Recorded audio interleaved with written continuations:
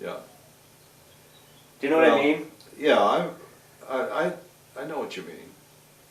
It's Regardless of what it is, it's a kind of a struggle for me, Yeah. because I want to be fair, and so particularly in this conversation we've been having recently about your grandmother and my marriage, I've got to be very careful that I don't put more blame on her than I put on myself, because I don't think she deserves any more blame than I deserve. And but not knowing what I said 5 minutes ago leads me to say, gee, I've got to balance this off, you know. So I think to sum the whole thing up, I think it's your grandmother's and my dissolution of the marriage came about because of two very opposite characteristics that we had. We just didn't belong together. And in spite of that, we had 4 great children. And that is something, believe me. And she was happy about that.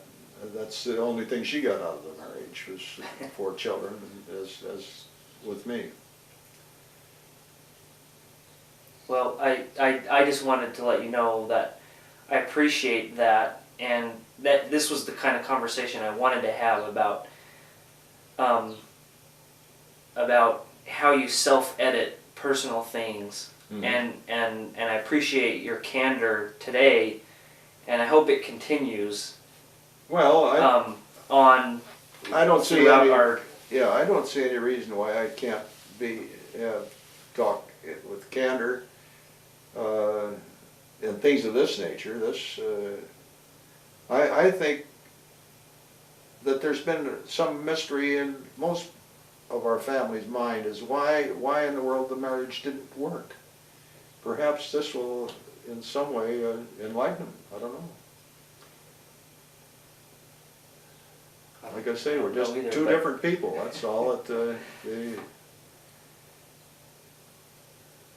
But I'm talking off of that subject. No. On everything else whenever we talk about anything, I mean, you have other marriages to talk about too. You want in all the of future. that? Want all of it? How funny. I'm just saying, and it's not just that either, and it's not just, I mean, just any other personal things in general, you know, and the fact that, you know, that you prayed for several months. I never knew that.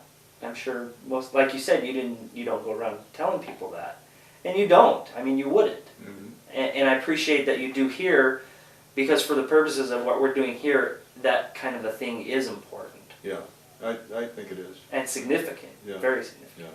Yeah. And relevant. I mean, Yeah. that's the kind of that kind of personal thing that you may not think to add to your autobiography, for example. Like that specific thing, I'm sure you probably never thought you would write. Oh, that. I don't know. I think if the autobiography is going to be true and be worth its salt, there's going to be subjects in there such as this, but that will be dealt with in pretty great detail. I really intend. I was just wondering whether I've already written it, but I don't know. I might be in the process. This is another one of those chronological things, you know, Right. where in the autobiography it's possible that the reader can see the dissolution taking place of the marriage as time goes on.